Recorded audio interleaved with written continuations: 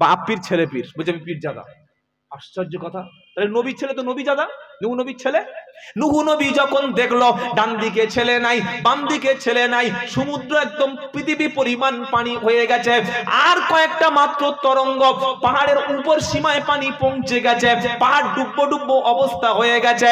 নূহ নবী যখন ছেলেকে দেখলো পাহাড়ের উপরে ছেলে দাঁড়িয়ে আছে, নূহ আলাইহিস সালাম বললেন ওয়ানাদা নূহ ইবনাহু ওয়া কানা ফি মাআজিলি ইয়া বুনাই আরকাম মা'ানা ওয়ালা তাকুম মা'আল কাফিরিন। পাহাড়ে উঠেছে ছেলে, নূহ নবী উঠেছে নৌকায়। হে মুসলমানেরা, নূহ নবী সেদিন বলল ছেলে চলে আয়, চলে আয় বাবা, ঈমান আন, কলেমা পড়ে আমার নৌকার উপরে চলে আয়, কাফেরদের সঙ্গে থাকিস না। সেদিন ছেলের বিবৃতি স্টেটমেন্ট ছিল আলাদা। নূহ নবীর ছেলে বললে আব্বা সত্যি মানুষ বৃদ্ধ হয়ে গেলে মাথাটা খারাপ হয়ে যায়, মাথার স্ক্রুগুলো মনে হচ্ছে তোমার ঢিলা আছে। ঝড়ের সময় বিশাল সুনামি শুরু হলো, আমপানের সময় কেউ কোনোদিন নৌকা নিয়ে নদীতে নামে, গোটা পৃথিবী সব প্লাবন হয়ে যাবে, তোমার নৌকা এক্ষুনি ডুবে যাবে, কিন্তু পাহাড় কখনো ডুববে না। আমার আল্লাহ পাক শুনিয়ে দিল নূহ তুমি তোমার ছেলেকে ডেকেছো, তার কাছে কলেমার দাওয়াতটা পৌঁছে দিয়েছো, তুমি তোমার কাজটা শেষ করেছো। তোমার বিশ্বাস ছিল আল্লাহর উপরে, আমার উপরে, আর তোমার ছেলের বিশ্বাস সম্পূর্ণ পাহাড়ের উপরে। আমাদের বিশ্বাস তাবিজের উপরে। তাবিজ আছে বলে আমার অ্যাক্সিডেন্ট হয় না, তাবিজ আছে বলে আমার ঘরে ভূত ঢোকে না, তাবিজ আছে বলে আমার বউ আছে, তাবিজ আছে বলে আমার দোকানে ব্যবসা চলে, তাবিজ আছে বলে আমার কোনোদিন কোনো বিপদ হয় না। তাবিজের উপরে বিশ্বাস করেছে যারা, আল্লাহর বিশ্বাস থেকে আলাদা হয়ে গেছে তারা। দোকান আছে বলে আমি খাই, চাকরি আছে বলে বেঁচে আছি, আমার ছেলে আছে বলে আমাকে দেখে, ডাক্তার ছিল বলে আমি বেঁচে আছি, বাড়ির পাশে বড় ধনী ব্যক্তি ছিল বলে তার সাহায্যে বেঁচে আছি। আল্লাহ ছাড়া গায়রুল্লাহ সাহায্য করা এটা ঈমান ধ্বংসের নমুনা, এটা শিরিক। আজ থেকে সমস্ত ভরসা আল্লাহর উপরে করব। আল্লাহ পাক শোনাচ্ছে বান্দা তুমি আল্লাহর উপরে ভরসা করো, যে ব্যক্তি আল্লাহর উপরে ভরসা করবে আল্লাহ তাহার জন্য যথেষ্ট। আল্লাহ আমাদের জন্য যথেষ্ট নই? আলাইসাল্লাহু বিকাফিন আবদা, আল্লাহ বলছে আমি তোমার জন্য যথেষ্ট। তোমাকে মায়ের পেটে খাইয়েছি, 2.5 বছর আমি বুকের দুধ খাইয়েছি, সারা জীবন আমি আল্লাহ তোমাকে খাওয়াবো। পৃথিবীর মধ্যে দুটো প্রাণী আছে, একটা হচ্ছে উই পোকা, এর চোখ নাই, তারপরে আমি আল্লাহ তাকে খেতে দিই। আরেকটা হচ্ছে কেঁচো, ওর চোখ নাই, তারপরে কখনো ক্ষুধার্ত থাকে না, ব্যাংকের জন্য ফড়িং কোনোদিন ব্যাংকে জমা থাকে না, আমি আল্লাহ খেতে দিই। সাপের জন্য কোনোদিন ব্যাংক কোনো জায়গায় 100 ব্যাংক বেঁধে রাখা হয় না, আমি আল্লাহ তার খাবারটা পৌঁছে দিই। বাঘকে খাইয়ে থাকি, ছাগলকে খাইয়ে থাকি, শূকরকে খাইয়ে থাকি। তুমি আল্লাহর উপরে ভরসা করবে, আমি আল্লাহ তোমার জন্য যথেষ্ট। আল্লাহর উপরে ভরসা করে বাড়িতে বসে থাকলে আল্লাহ আসমান থেকে ওই পার্সেল করে বিরিয়ানি প্রতিদিন সকালে পাঠাবে, তাই তো নাকি? কি মনে হচ্ছে? না, আল্লাহর উপরে ভরসার মানে হচ্ছে এই চেষ্টাটা করব আমি, বাকিটা কার ভরসা? আল্লাহ। বিয়ে করতে হবে, বিবির সঙ্গে মেলামেশা করতে হবে, তবে ছেলে হবে। বিয়ে করে বিবির কাছে থাকেনি, বউ নিয়ে মাজা রেখেছে, বলছি বাবা একটা ছেলে দাও, বাবা একটা ছেলে দাও, ছেলে পিঠ দেবে না, তুই বিবির কাছে থাকলে তবে হবে। মাথা মোটা মূর্খ। এখনো কিছু মুসলমান বউ নিয়ে আজমিরে যায়, দেখে বড় লজ্জা হয়। মসজিদে আল্লাহ মানে আল্লাহ সাহায্য করে না, করে না? কোনদিন দেখেছেন মসজিদের সাইনবোর্ড টাঙানো আছে যে এখানে কোনো মানুষ এসে সন্তান চাইলে আল্লাহ সন্তান দেবে না? আল্লাহর ভান্ডারে আর ছেলে মেয়ে নাই, এবার ছেলে মেয়ের জন্য খাজা বাবার কাছে গেলে 2 লাখ সন্তান খাজা বাবা রিজার্ভেশন করে রেখেছে, ওনার ব্যাংকে মজুদ আছে। মসজিদে চাইলে পাওয়া যায়, নামাজের মাধ্যমে চাইলে পাওয়া যায়, তাহাজ্জুদের নামাজে কাঁদলে পাওয়া যায়। এটা মোমেন বিশ্বাস করে মসজিদে যাবে। আর যার আল্লাহর উপরে বিশ্বাস নেই, যে ভেবেছে যে আল্লাহ ছেলে দিতে অক্ষম, আমি বিয়ে করেছি আল্লাহর পক্ষে সম্ভব নয়, এইবার খাজার কাছে যেতে হবে, এর ঈমান নাই, এ মুশরিক, এ বেঈমান। কথা মনে থাকবে ইনশাআল্লাহ। নতুন ব্যবসা করে, নতুন গাড়ি কিনে ছুটেছে পীর সাহেবের বাড়িতে, হুজুর তাবিজ দাও। আরে পীর সাহেবের তাবিজ দিলে তোর গাড়ি অ্যাক্সিডেন্ট হবে না, এটা কে বলেছে? পীর সাহেব তো গাড়ি অ্যাক্সিডেন্ট করে মাঝে মাঝে দুর্ঘটনায় ঠ্যাং খোঁড়া হয়ে যায়, যায় না? যায় না? যায় না? বক্তা ফু দিলে তোর মাথায় যন্ত্রণা হবে না, কে বলেছে? বক্তা তো মাথার যন্ত্রণায়, কত বক্তা মরে গেছে, কত বক্তা মাথার যন্ত্রণায় বক্তব্যই করতে পারে না। সুতরাং আমাদের ভরসা কার উপরে হবে? জোরে বলেন। আল্লাহর উপরে, কারোর উপরে ভরসা করবেন না। এই পৃথিবীতে সবাই স্বার্থপর, সবাই ঠকায়, কিন্তু আল্লাহ আপনাকে ঠকাবে না। তিনি আল্লাহ, সুবহানাল্লাহ বলে। তিনি কি? আল্লাহ। আপনি হাত তুলবেন আর দেবে না, এটা কোনোদিন হয় নাকি? হাত তুলতে দেরি আছে, সাহায্য আসতে দেরি নাই। তিনি কে? আল্লাহ। দুটো হাত আল্লাহর কাছে তুলুন। ওগো আল্লাহ, তুমি কি ছেলে দেবে না? আল্লাহ, আল্লাহ সবার ছেলে হচ্ছে, আমার হবে না। আল্লাহ, আমার ছেলেটা অনেক শিক্ষিত, এডুকেটেড, বিএড করেছে, ডিএলএড করেছে, চাকরি দেবে না? আল্লাহ দিয়ে দেবে। আল্লাহ, আমার মেয়েটা বিয়ে হয়েছে, কি অবস্থা দেখুন আল্লাহ, তাকে আপনি সুস্থ করে দিন, বিছানায় পড়ে আছে, এটা বলুন। বললে আল্লাহ দেবে। আল্লাহ ছাড়া পৃথিবীতে কোনো কবরে, কোনো মাজারে, কোনো দরবারে সেজদা, চাদর, আগরবাতি, মোমবাতি, সেজদা দেওয়া, সেখানে সাহায্য চাওয়া জীবনে কখনো যদি কেউ না করে, কোনদিন মাজারে সাহায্য যদি না চায়, মাজারে মান্নত যদি না করে, মাজারে ছাগল যদি না দেয়, মাজারের কাছেই যদি কেউ না যায়, আল্লাহর উপরে ভরসা করে মারা যায়, আল্লাহর নবী বলছেন যে ব্যক্তি শিরিক না করে মারা যাবে, মদ খেলেও, জিনা করলেও, চুরি করলেও আমি আল্লাহ জান্নাত দিয়ে দেব। আর বড় দাড়ি, পা পর্যন্ত পাঞ্জাবি, 14 বার হজ, 3 বার তবলিগ জামাত থেকে একদম 40 দিন লাগিয়ে এসছে, ছোট হুজুরের মুরিদ, আর বিবিকে নিয়ে আজমিরে যাচ্ছে, পীরের কবরের কাছে গিয়ে বলছে, বাবা আমি বিপদে পড়েছি, আপনি একটু ফয়েজ দিন, আপনার রহমতের করুণাটা আমার উপরে দিন, আপনি একটু আমাকে সহযোগিতা করুন, আপনি একটু কোন রকমে আল্লাহর সঙ্গে বলে করে একটু ওয়াইফাই এর ব্যবস্থা করে সহযোগিতা করুন, আপনি করুণা করলে, আপনি দয়া করলে আমার বিবির বাচ্চাটা এসে আটকে আছে হয়ে যাবে, আপনি একটু নেক নজর করলে আমার ব্যবসার লাইসেন্সটা পেয়ে যাব, আপনি যদি একটু দয়া করেন আমার ছেলের চাকরি ইন্টারভিউ আটকে গেছে, ছেলের চাকরি হয়ে যাবে। এই রকম বিশ্বাস নিয়ে যদি কোনো কবরের কাছে সাহায্য চায়, সেই ব্যক্তি মুশরিক, আল্লাহর সঙ্গে তার সম্পর্ক নাই। ইন্নাহু মাই ইশরিক বিল্লাহ ফাকাদ হারামাল্লাহু আলাইহিল জান্নাহ ওয়া মাআহুন নার ওয়া মা লিয-যালিমিনা মিন আনসার। 6 পারা 18 পৃষ্ঠায় 11 নম্বর লাইনের 72 নম্বর আয়াত।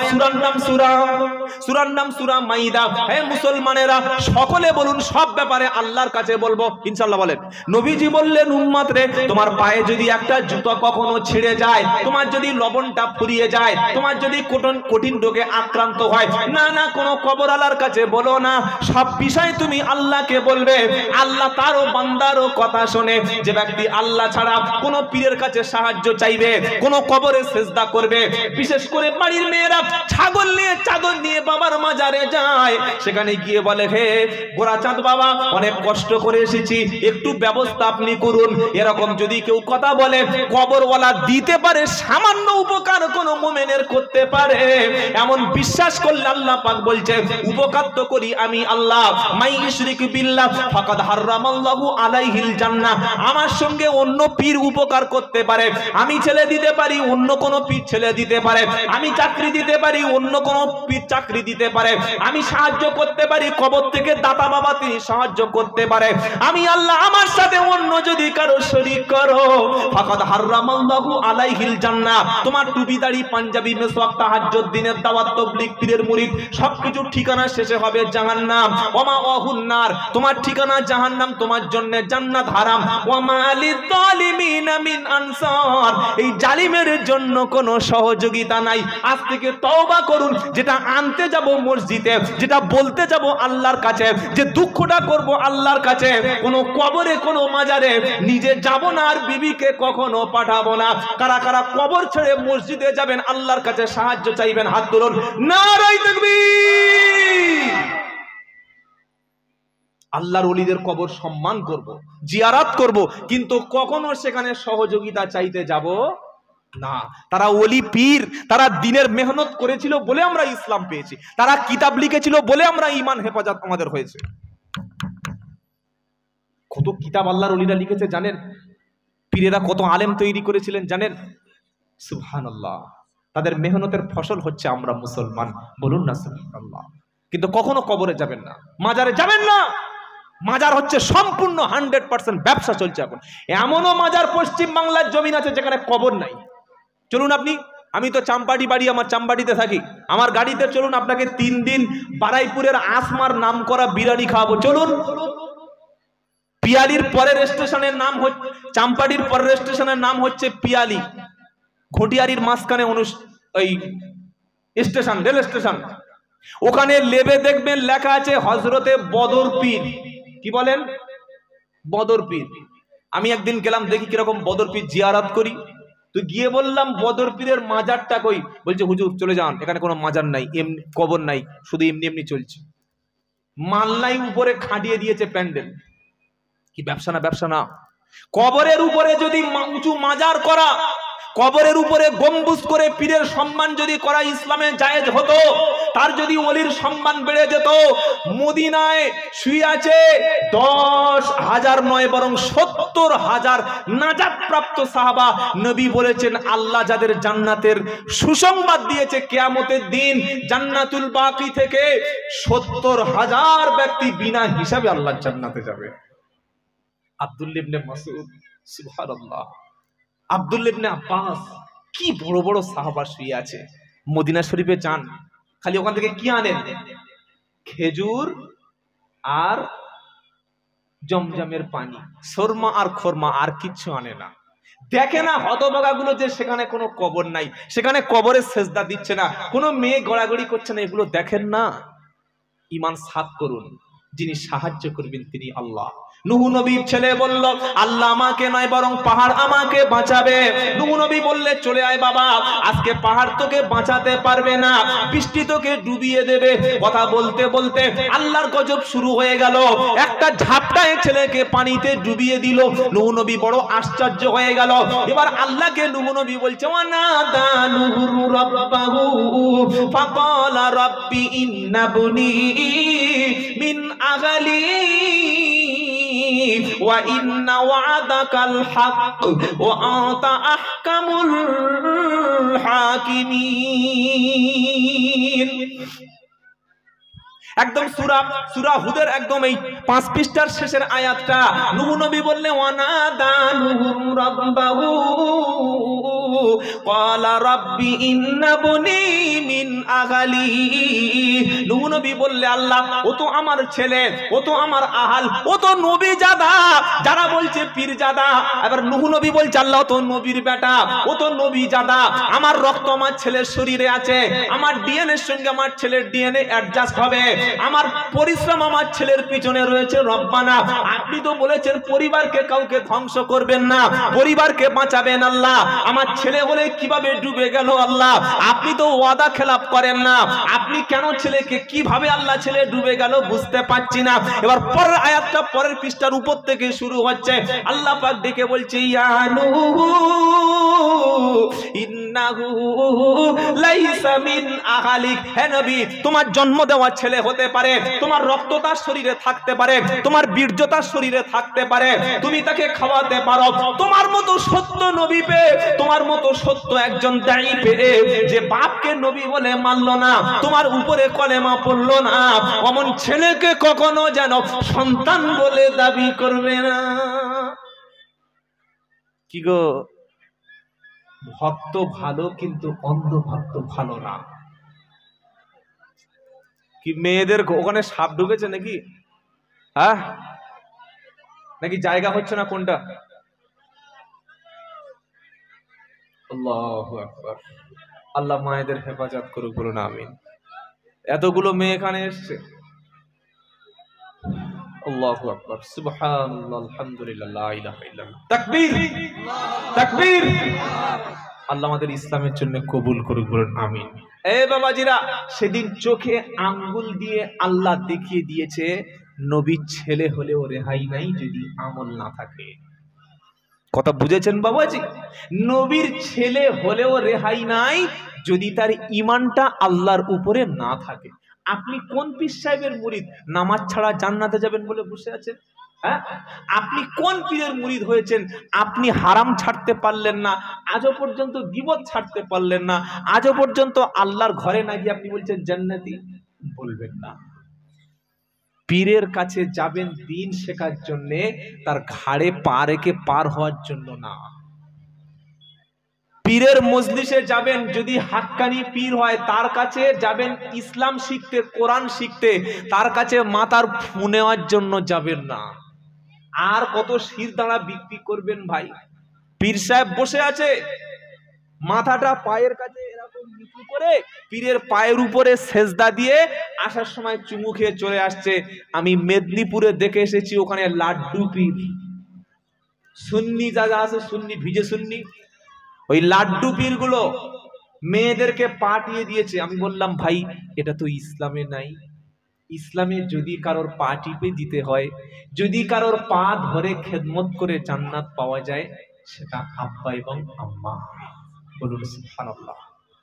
বাপের পায়ে কখনো হাত দেওয়ার সুযোগ হয়নি, মায়ের পাটা কখনো মেসেজ করে দেওয়ার সুযোগ হয়নি, শীতকালে মায়ের পায়ে কখনো নতুন দুটো চামড়ার মোজা কিনে দেওয়ার ক্ষমতা হয়নি, বড় মোচা চিংড়ি কিনে মায়ের জন্য রান্না করে ছাড়িয়ে মুখে দেওয়ার ক্ষমতা হয়নি। এখান থেকে কাঁচা মাছ নিয়ে হুগলিতে চলে গেছে, কাঁচা মাছ নিয়ে মেদিনীপুরে পাঁশকুড়া চলে গেছে, বাবা এনেছি। পীরকে, আলেমকে, বক্তাকে অবশ্যই খাওয়ান, হাদিয়া দেওয়া সুন্নাত, নেওয়া সুন্নাত। কিন্তু আব্বা আম্মা কি দোষ করলো যে জন্ম দিল সে চিংড়ি পাবে না? হ্যাঁ, যে তোমাকে মানুষ করলো সে তোমার কাছে দুটো ভাত পাবে না? যে তোমাকে সারা জীবন কোলের কাছে তোমার পেশাব পরিষ্কার করেছে, সেই মাটা অসুস্থ হলে তোমার কাছে চিকিৎসা পাবে না? বাপ মাকে খুশি করে তুমি জান্নাত কামনা করছো? পাবে না। আর আমরা বক্তারা কখনো সত্য কথাটা বলি না পেটের দায়ে। 3 ব্যক্তির দোয়া পৃথিবীতে সবচাইতে বেশি কবুল হয়। সালাসু দাওয়াতুল মুস্তাজাবাত লা শাক্কু ফিহিন্না। নবী বললেন 3 ব্যক্তির দোয়া কখনো বিফলে যাবে না। পিতা মাতার দোয়া সন্তানের জন্য, মাজলুম দোয়া করলে আল্লাহ নেবেন, মুসাফির সফরে গিয়ে দোয়া করলে আল্লাহ কবুল করবেন। এছাড়া যত বড় পীর হোক, ওলি হোক, বুজুর্গ হোক, তার দোয়া কবুল হতে পারে, নাও হতে পারে। কিন্তু বাপ মার দোয়া যে 100% কবুল হবে নবী বলেছেন, কোনো সন্দেহ নাই। নবী যেটাকে গ্যারান্টি দিল সেই গ্যারান্টি কার্ড আমাদের হাতে নাই। আর যে দরবারে গিয়ে পায়ে ধরে পড়ে আছি সেই দরবারের কোনো গ্যারান্টি আমাদের হাতে নাই। কোনটা সঠিক আর কোনটা বেঠিক বাড়িতে ঠান্ডা মাথায় গিয়ে ভাববেন ভাই। নবীর ছেলে হলেও রেহাই নাই, নবীর স্ত্রী রেহাই নাই। দুটো নবীর স্ত্রী কাফের ছিল, এক নূহ আলাইহিস সালাম আর একটা লূত আলাইহিস সালাম। কেন কাফের ছিল? তাদের চরিত্র খারাপ ছিল না, তারা জেনা করত না, কিন্তু যারা অন্যায় করত, সমাজে পাপ করত, তাদেরকে সাপোর্ট দিয়েছিল বলে। কথা বুঝতে পেরেছেন? পাপ করা যেমন সমাজে অন্যায়, পাপের সাপোর্ট করা, তার পিছনে তাকবীর দিয়ে জিন্দাবাদ বলা, হুজুর যা বলেছে ঠিক, আমার বাবা যা বলেছে ঠিক, আমার নেতা যা বলেছে ঠিক, এটা সাপোর্ট করা তেমন অপরাধ। দরাবাল্লাহু মাসালাল লিল্লাযীনা কাফারু ইমরাআতা নূহিন ওয়া ইমরাআতা লূত কানাতা তাহতা আবদাইনি মিন ইবাদিনা সালিহাইনি ফাকানাতাহুমা ফালাম ইগনিআ আনহুমা মিনাল্লাহি শাইআ কিলা দুখুলান নারা মা'আদ দাখিলিন। 28 পারা 20 পৃষ্ঠা 10 নম্বর লাইনের 8 নম্বর লাইনের 9-10 নম্বর আয়াত সূরার নাম তাহরিম। হে বিশ্বাসী ঈমানওয়ালারা, আল্লাহ পাক বলছে কাফেরদের দুটো নবীর স্ত্রী কাফের ছিল। বিশ্ববাসী সমস্ত ঈমানদাররা শুনে রাখো, এক নূহ নবীর স্ত্রী কাফের ছিল, আরেকটা লূত নবীর স্ত্রী কাফের ছিল। সারা জীবন নবীর মাথা টিপে দিয়েছে, সারা জীবন নবীর পাশে শুয়ে নবীর মনটা সন্তুষ্ট করেছে, নবীর বাচ্চা পেটে ধরেছে, নবীর অসুস্থতার সময় কেঁদেছে, নবীর হাসিতে হেসেছে, নবীর বিছানায় গিয়ে শান্তি দিয়েছে, নবী খেলে খেয়েছে। দুজন নবী ঘুমালে তবে নবীর স্ত্রী ঘুমিয়েছে, নবীকে রান্না করে দিয়েছে, পা টিপে দিয়েছে, সব করে দিয়েছে, সব ছিল নবীর জন্য। কিন্তু ঈমান আর আমলটা ছিল শয়তানের জন্য। সেজন্যই দুজন নবীর স্ত্রী মরণের পরে আল্লাহ তাদের জাহান্নামী বানিয়ে দিয়েছে। নবী তার স্ত্রীদেরকে জান্নাতি বানাতে পারে নাই, কারণ তার উপরে ঈমান আনে নাই, আমল ভালো না ছিল না বলে। লূত নবী এবং নূহ নবী তার স্ত্রীদেরকে যদি নবী হয়ে জান্নাতি না বানাতে পারে, কোন দরবার থেকে গ্যারান্টি কার্ড দিচ্ছে যে পার উপরে চুমো খেলে জান্নাত দেব? কোথায় তোর কার্ড দিয়েছে? কোথায়? সুন্নি পীরেরা, বেদাতি পীরেরা বাঁকুড়ায় গিয়ে দেখবেন, তারা মরণের পরে বুকে ওই লিখে দিচ্ছে জান্নাতের সার্টিফিকেট। ছি ছি ছি ছি, মানুষ আর নামাজ পড়বে ভাই? জান্নাত জাহান্নামের মালিক কে? আল্লাহ। ভালো কাজ করলে জান্নাত। কোন কাজ করলে জান্নাত? ভালো কাজ। আল্লাহ বলছেন আমার যারা প্রকৃত বান্দা হবে না, আমি আল্লাহ কিয়ামতের দিন আমার বান্দাদের কোনো হিসাব করব না, শুধু কিয়ামতের দিন তুলবো আর বান্দাদেরকে আমার জান্নাতে ডেকে কাছে নিয়ে নেবো। জোরে বলে। কোথায় লেখা আছে? ইয়া ইবাদি লা খাউফুন আলাইকুমুল ইয়াউম ওয়ালা আনতুম তাহজানুন আল্লাযীনা আমানু বিআয়াতিনা ওয়া কানু মুসলিমিন উদখুলুল জান্নাতা আনতুম ওয়া আজওয়াজুকুম তুহবারুন। 25 পারা 16 পৃষ্ঠা 5 নম্বর লাইনের 68 নম্বর আয়াত, সূরার নাম যুকরুফ। হে গাইঘাটার মুসলমানেরা, আল্লাহ পাক বলছে তুমি যদি দুনিয়াতে আমার বান্দা হও, আমি আল্লাহ আখিরাতে আমার বান্দাকে সেদিন ডেকে কাছে নেব। যারা প্রকৃত তৃণমূল কর্মী তারা যদি বিপদে পড়ে মমতা ব্যানার্জি নবান্ন থেকে সাহায্য পাঠাবে না? পাঠাবে না? পাঠাবে। যারা বিজেপি কর্মী যদি তারা বিপদে পড়ে দিলীপ ঘোষ, নরেন্দ্র মোদী, আমাদের সুকান্ত মজুমদার সাহায্য পাঠাবে না? পাঠাবে না? প্রয়োজনে তাদেরকে বডিগার্ড পাঠিয়ে দেবে, বন্দুক নিয়ে দাঁড়িয়ে থাকবে, আয় শালাকে কাছে আয়। করবে না? করবে না? তো আমি যদি 5 ওয়াক্ত নামাজ পড়ি, আল্লাহর কথা অনুযায়ী যদি চলি, আমি যদি হালাল খাদ্য খাই, সত্য কথা বলি, আল্লাহ পাক বলছেন ওটা আমার বান্দা, ওর শরীরে হাত দিতে আসলে আমি আল্লাহ ডাইরেক্ট অ্যাকশন নেব। সুবহানাল্লাহ বলেন। তৃণমূল কর্মীর গায়ে হাত দিলে তৃণমূলের লোক চুপ থাকবে না, সিপিএম কর্মীর গায়ে হাত দিলে সিপিএম এর নেতারা চুপ থাকবে না, কংগ্রেস কর্মীর গায়ে হাত দিলে কংগ্রেসের নেতারা চুপ থাকবে না। আমরা দুর্বল, আমরা হলাম দুর্বল, আমরা বললাম আল্লাহ আমরা আপনার দল করি, আপনার পার্টি করি, আপনার মসজিদে যাই, আপনার কাছে ইয়াকা না'বুদু ওয়া ইয়াকা নাস্তাঈন, শুধু আপনারই ইবাদত করি, আপনারই সাহায্য চাই, আপনার কোরআন পড়ি, আপনার কিতাব পড়ি, আপনার সঙ্গে 5 বার কথা বলি, রাত্রেবেলা আপনার কাছে কাঁদি, এই হাত দুটো আপনি দিয়েছেন আপনার কাছে তুলি, এই দুটো চোখ দিয়ে আপনার কিতাব পড়ি, এই আপনার দেওয়া জিভ দিয়ে আপনার জিকির করি, আপনার দেওয়া পা দিয়ে আপনার ঘরে হেঁটে যাই, আপনার দেওয়া সম্পদ দিয়ে গরিব মানুষের সহযোগিতা করি। আল্লাহ আপনি বাঁচাবেন না?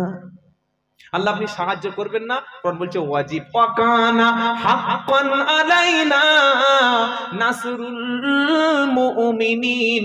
মুমিন ব্যক্তি বিপদে মুসিবতে পড়লে আমি আল্লাহ মুমিনের উপরে সাহায্য করা ওয়াজিব। জোরে বলেন। আবার আল্লাহ মুমিনদের সম্পর্কে বলছে, কি বলছে? মুমিন তুমি যদি কোনোদিন কোনো বিপদে পড়ে যাও, যদি আমার দিকে ভয় তোমার দিলে থাকে, আপনি জঙ্গলে বনে যেখানে যাবেন সবসময় অন্তরে একজনের ভয় করবেন, তিনি কে? আল্লাহ। তিনি দেখছেন, তিনি শুনছেন, তিনি রেকর্ড করছেন, তার ফেরেশতারা লিখছে। এই 4টে যখন ভয় তৈরি হবে, হাতে কখনো সিগারেট উঠবে না, নারী দেখলে চোখ নিচু হবে, পৃথিবীর কোনো ব্যক্তি তার কাছ থেকে কষ্ট পাবে না, নামাজ কখনো জীবনে কাজা হবে না, মদের বোতল তখন হাত দিয়ে ধরতে পারবে না, কারণ অন্তরে কে আছে? আল্লাহ। মাইয়াত্তাকিল্লাহা ইয়াজআল লাহু মাখরাজা ওয়া ইয়ারযুকু মিন হাইসু লা ইয়াহতাসিব। কোরআন শরীফের সূরার নাম সূরা তলাক, 27 নম্বর পারার একদম পুরো 3 নম্বর আয়াতে, 28 পারা সূরা তলাকের 3 নম্বর আয়াতে আল্লাহ পাক বলছে, মুমিনেরা যদি তোমার অন্তরে আমার ভয় তোমার অন্তরে তৈরি হয়, তুমি যদি কখনো বিপদে পড়ে যাও, এমন ভাবে ফেরেশতা দিয়ে বাঁচাবো তুমি কল্পনা করতে পারবে না।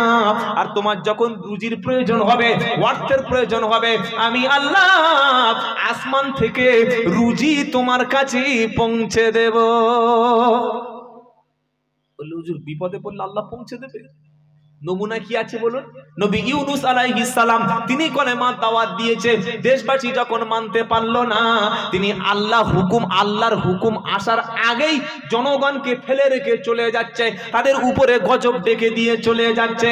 ইউনূস আলাইহিস সালাম যখন নদীটা পার হয়ে চলে যাচ্ছিল, নৌকার উপরে যখন উঠলো, নৌকা টলমল করতে শুরু করলো। নৌকার মাঝি তখন ক্যাপ্টেন বলল, নিশ্চয়ই এমন কোন ব্যক্তি নৌকায় আছে যে তার মালিককে ফাঁকি দিয়ে চলে এসছে। এ কথা শোনার পরে হযরতে ইউনূস বলল, ভাই আমি নিজেই তার মালিকের অনুমতি ছাড়া চলে এসেছি। তাকে ফেলে দেওয়া হলো নদীতে।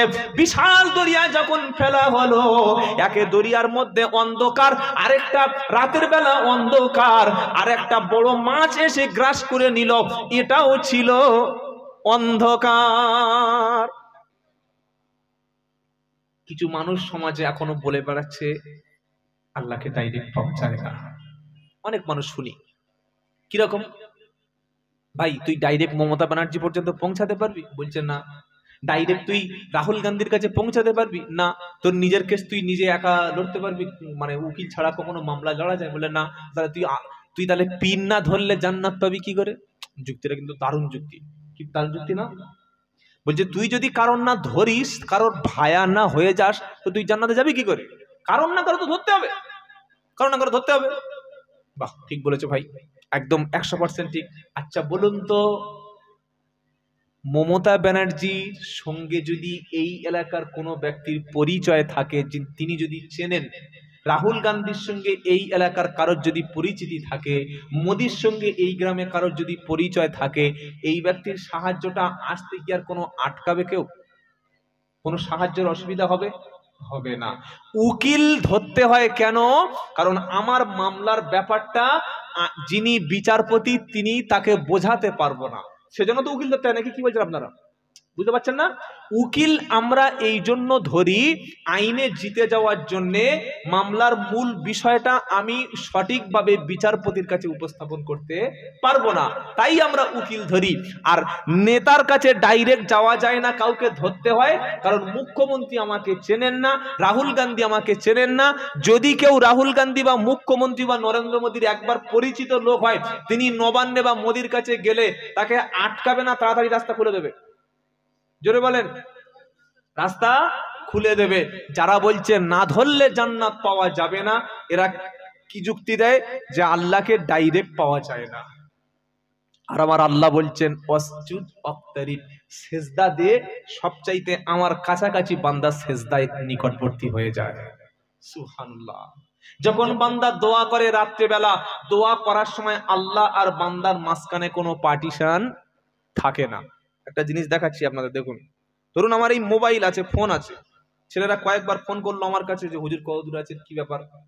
ফোন যে ছেলেরা করলো বা আমি যে ফোন করলাম, এই ফোনটা কি ডাইরেক্ট ফোন থেকে ফোনে গিয়েছে, না মাঝখানে নেটওয়ার্ক কাজ করেছে? ভাই নেটওয়ার্ক ছিল, নেটওয়ার্ক না থাকলে, সিমে রিচার্জ না থাকলে ফোন যাবে না, এটা ডাইরেক্ট হয় না। কিন্তু বলুন তো, আপনি আল্লাহর কাছে রাত্রেবেলা উঠে গোনার জন্য ক্ষমা চাইছেন, ওলি হতে চাইছেন, নামাজ কাজা করেছেন, আল্লাহর কাছে ভুল স্বীকার করছেন, না আল্লাহকে রাজি করানোর জন্য রাত্রেবেলা উঠেছেন। আপনি যদি আল্লাহকে রাত 12টার সময় উঠে বলেন, আল্লাহ সবাইকে যে জান্নাত দেবেন সেই জান্নাত আমাকে একটা দেবেন, আল্লাহ আমি অনেক বেনামাজি, আজ থেকে তওবা করছি, নামাজ পড়বো, আল্লাহ আজ থেকে সুদ ছেড়ে দেবো, ঘুষ ছেড়ে দেবো, আল্লাহ আজ থেকে মিথ্যা কথা বলবো, আল্লাহ, এটা বললে আল্লাহ পাক বলবে, এই তোদের গ্রামে সেই যে বড় পীর সাহেবটা ছিল রে, ওই যে বড় মুফতি সাহেব আছে, ওর কাছে গিয়ে বল, ও যদি বলে আমাকে ভালো করে বুঝিয়ে দিতে পারে ওই উকিলের মতো, তবে আমি শুনবো, তা না হলে তোর ভাষা আমি বুঝি না, আমি তো আল্লাহ আরবি আর তোর বাংলা আমি বুঝি, এরকম আল্লাহ বলবে নাকি? নাউজুবিল্লাহ। সব ভাষা যিনি বোঝেন তিনি কে? আল্লাহ। বরং আল্লাহর সঙ্গে বান্দা একা ডাকলে, একা চাইলে আল্লাহ বেশি পছন্দ করে। বলুন সুবহানাল্লাহ। আল্লাহ চায় যে অপরাধী একা আসুক, দলবল যেন নিয়ে না আসুক। আপনি নিজে একটা বড় ভুল করেছেন, কেস হয়েছে আপনার বিরুদ্ধে থানায়, গাইঘাটা থানায়। আপনি যদি রাতের বেলায় গিয়ে আইসির কাছে, ওসির কাছে গিয়ে বলেন, স্যার সত্যি আমি খুনটা করেছিলাম, সত্যি আমি জেনা করেছিলাম, রেপ করেছিলাম, স্যার আমি সারেন্ডার করছি, আমাকে মাফ করে দিন, আর ভুল করব না, এটা বললে কেসটা হালকা হবে না ভারী হবে? হালকা হবে। আর আপনি যদি গ্রাম থেকে 200 লোক, মোটামোটা পয়সাওয়ালা লোক নিয়ে থানার কাছে গিয়ে ঘেরাও করেন, স্যার আমার কেস তুলে নিতে হবে, আমার হাতে 100 লোক আছে, আমাকে চেনেন, তবেই আমি এখান থেকে যাব, এটা বললে পুলিশ চাবড়ে পাছার চামড়া তুলে দেবে না দেবে না? দেবে। কি গোনা করেছেন আপনি, চুরি করেছেন আপনি, মদ খেয়েছি আমি, মিথ্যা বলেছি আমি, কাউকে না জানিয়ে শুধু নামাজের পাটিতে 2 রাকাত নামাজ যখন পড়ে আল্লাহর কাছে বলবো, আল্লাহ আপনি রহিম, আপনি ক্ষমাশীল, আমি পাপী, আপনি শোনেন আমি ডেকেছি, আপনি দেখেন আমি চেয়েছি, আপনি দেন আমি হাত তুলেছি, আল্লাহ এখানে কেউ নাই, কাউকে আমি বলতে আসিনি, আল্লাহ। আল্লাহ পাক বলে, তোর সম্মান আমি বজায় রাখবো, তোর আগের গোনাগুলি সব মাফ করে দেব, যেহেতু তুই তো লোক লস্কর কাউকে বলিসনি, একা একা এসেছিস, তোকে আমি ওলি বানিয়ে পাঠিয়ে দেবো। বলুন সুবহানাল্লাহ। সুবহানাল্লাহ। আর এটা না করে মোটামুটি পীর সাহেবের কাছে 500 টাকা, আমার এই ইমাম সাহেবের কাছে 2000 টাকা, হুজুর বলছে রব্বানা যালামনা, ও আল্লাহ এই সুদখোরটাকে বাঁচিয়ে দাও, জেনাখোরটাকে ক্ষমা করে দাও, মদখোরটাকে জান্নাত দিয়ে দাও। আল্লাহ বলে কড়া খেয়েছি, দালালি করতে এসেছিস? হ্যাঁ, তোর মাঝখানে ভাই আমি থাকতে বলেছি? কে তো শিখেছে ভাই থাকতে? আল্লাহ চান গুনাহগার বান্দা নিজেই গুনাহটা স্বীকার করুক, জোরে বলুন সুবহানাল্লাহ। সেজন্য যারা বলছে যে পিন না ধরলে জান্নাত পাওয়া যাবে না, ডাইরেক্ট জান্নাত পাওয়া যায় না, এরা জনগণের কাছ থেকে কিছু লুটে পুটে খাবে যাতে মানুষ ডাইরেক্ট আল্লাহ পর্যন্ত না পৌঁছাতে পারে, সেই ধান্দায় ব্যবসা খুলে বসে আছে। আর যারা পাড়ায় পাড়ায় বলছে ওলামারা রাত গভীর হয়ে গেলে আল্লাহর কাছে কাঁদুন, আল্লাহ রাত্রিবেলা আরশ থেকে প্রথম আসমানে নেমে এসে সাহায্য করে, জোরে বলুন সুবহানাল্লাহ। এটা বিশ্বাস করে আজ থেকে নিজের কান্না যদি নিজে করতে পারেন, আমার আল্লাহ বলছে পাপিষ্ট ব্যক্তিকে আমি জাহান্নামে দেব না যদি সে নিজের ভুলটা সে নিজে বুঝতে পারে, জোরে বলো। কুল ইয়া ইবাদি আল্লাযীনা আসরাফু আলা আনফুসিহিম। সারা জীবন খালি বক্তা কানে বলে গেছে লা তাকনাতু মির রাহমাতিল্লাহ, খালি বলার মাল লাভ হয় কেন? সোজা করে বলতে পারে না, লা তাকনাতু মির রাহমাতিল্লাহ তি বলে টানা দে। জনগণ সুরের পাগলা, লা তাকনাতু মির রাহমাতিল্লাহ ইন্নাল্লাহা ইয়াগফিরুদ যুনুবা জামিআ। ও বাবা, জলসায় বসে মদ খেয়ে একবার যদি তুমি কাঁদো আল্লাহ গফুরুর রহিম, তারপর দিন মদ বেশি বিক্রি হবে না কম হবে? একবার কাঁদলে মাফ হয়ে যাবে না। শর্ত হচ্ছে তওবা 3টি, 24 নম্বর পারা 3 নম্বর পৃষ্ঠা 9 নম্বর লাইনের 53 নম্বর আয়াত, সূরার নাম জুমার। কুল ইয়া ইবাদি আল্লাযিনা আসরাফু, ওখানে আল্লাহ ঈমানদারদেরকে কিয়ামতের দিন জান্নাতে ডেকে নেবে।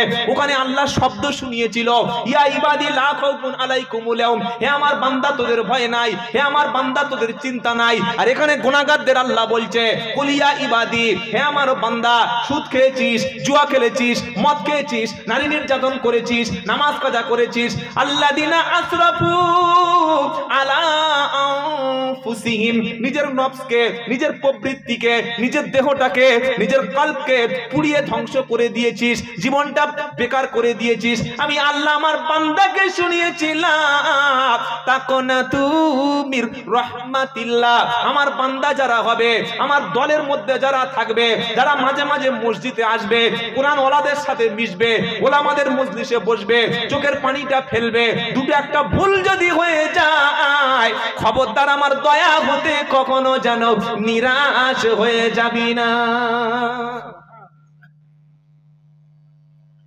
পাইকারি জান্নাত দিয়ে গেছে, লা তাকনাতু মির রাহমাতিল্লাহ, কোনো ভয় নাই বাবা, সব মাফ হয়ে যাবে। সুদ করার সুদ আরো বেশি বিক্রি হবে, সুদ আরো বেশি লোক খাবে। প্রথমে প্রমাণ করতে হবে আপনি আল্লাহর বান্দা। প্রথমে কি প্রমাণ করতে হবে? আপনি আল্লাহর বান্দা। বান্দা হওয়ার জন্য আবার দুটো কোয়ালিটি লাগে, সুবহানাল্লাহ বলে। কি কি কোয়ালিটি? তো লা খাউফুন আলাইকুমুল ইয়াউম, এই বান্দাকে আল্লাহ বলবে তোর কিয়ামতের দিন ভয় নাই, কোনো চিন্তা নাই। সারা জীবন শুনেছেন ওলিদের ভয় নাই, ওলিদের চিন্তা নাই, আর আল্লাহ বলছে বান্দারও কোনো ভয় নাই, সুবহানাল্লাহ। বান্দা কারা? আল্লাযীনা আমানু বিআয়াতিনা ওয়া কানু মুসলিমিন, কোরআন পড়ে, কোরআন বুঝে, কোরআনের উপরে ঈমান এনেছিল যারা, মুসলমান হয়ে আমার কবরে এসেছে যারা, হয়ে মুসলমান কবরে এসেছে যারা, কোরআনের উপর বিশ্বাস এনেছিল যারা, আমার বান্দা হচ্ছে তারা। জোরে বলো সুবহানাল্লাহ। কোরআন পড়েন, নিজের ভুল ভেঙে যাবে। কোরআনটা হাতে তুলে নিন, নিজের শরীরটা তখন চমকে উঠবে, আল্লাহ এতদিন কোরআন থেকে দূরে সরেছিলাম। যারা ওলি হয়েছেন, পীর হয়েছেন, সারা রাত তারা দাঁড়িয়ে দাঁড়িয়ে তাহাজ্জুদে কোরআন পড়তেন, সুবহানাল্লাহ বলেন। যদি আল্লাহর কাছে যাওয়ার আগে মুসলমান হতে চান দুনিয়াতে, তাহলে কোরআনটা নিজে হাত দিয়ে তুলে নিন আর চোখের পানি ফেলে আল্লাহকে রাজি করুন। আল্লাহ পাক বলছে তুই একা আসবি, দুজন নয়, দুজন না, কারণ আমি আল্লাহ উকিল হিসাবে তুই বান্দা তোর জন্য যথেষ্ট। বলুন সুবহানাল্লাহ। এর পরেও যদি কেউ বলে না ডাইরেক্ট চাওয়া যায় না, বুঝতে হবে তিনি সমাজে ধোঁকা দিচ্ছেন। আল্লাহ বলছে উকিল হিসাবে আমি যথেষ্ট। আল্লাহ তাত্তাখিদু, এই আয়াতগুলো যদি কোরআনে না থাকতো না, এদের ব্যবসা সারা জীবন চালিয়ে যেত। কি বুঝলেন? আল্লাহ তাত্তাখিদু মিন দুনি ওয়াকিলা ওয়া কাফা, এটা আবার অন্য জায়গায়, ওয়া কাফা বিল্লাহি ওয়াকিলা। আল্লাহ বলছে ওকিল, অভিভাবক হিসাবে আমি আল্লাহ ছাড়া কাউকে গ্রহণ করো না। আর আমি আল্লাহ কি তোমাদের উকিল হিসাবে যথেষ্ট নই? সুবহানাল্লাহ বলেন। অনেকে ভাববেন তাহলে মনে হচ্ছে লোকটা পীর বিরোধী। নো, আমি বলেছি আল্লাহর ওলিদের কাছে গিয়ে দিন শিখবেন, ইসলাম শিখবেন। নিজের ভুলটা তাদের কাছে গেলে তারা কোরআন সুন্নাহর মাপকাঠি দেবে, সংশোধন করবেন। এজন্য ওলির কাছে যাবেন, কিছু পাওয়ার আশায় নয়, বরং ইসলাহ করার উদ্দেশ্য। মনে থাকবে ইনশাআল্লাহ। একটা ওলি নয়, যত হাক্কানি ওলি, যত হাক্কানি পীর, যে যেখান থেকে কোরআনের কথা বলবে, হাদিসের কথা, দিন ইসলামের কথা বলবে, অবশ্যই আমরা শিখবো, কাউকে ভাগাভাগি করব না। আমার দলটা জান্নাতি, বাদ বাকি সব গোমরাহি, এই কথাটা জীবনে বলবেন না। এখনো বাংলার জমিনে কিছু মানুষ বলে যে আমরা খাঁটি দলে আছি, হক সিলসিলার উপরে আছি, হক পথে আছি, আমি তবলিগের উপরে আছি, আমার দলটা জান্নাতি, বাদ বাকি সব জাহান্নামী, আমি ফুলপুরার মুরিদ হয়েছি, আমি জান্নাতি, আমি সুন্নি হয়েছি, আমি জান্নাতি, বাদ বাকি সব। এরকম ছোট মানসিকতা কেন ভাই? যদি আপনি তবলিগ জামাতের লোক হন, ফুরফুরার মুরিদ যদি দু চারটে জান্নাতে যায়, তো আল্লাহ আপনার জায়গা ছোট করে দেবে নাকি?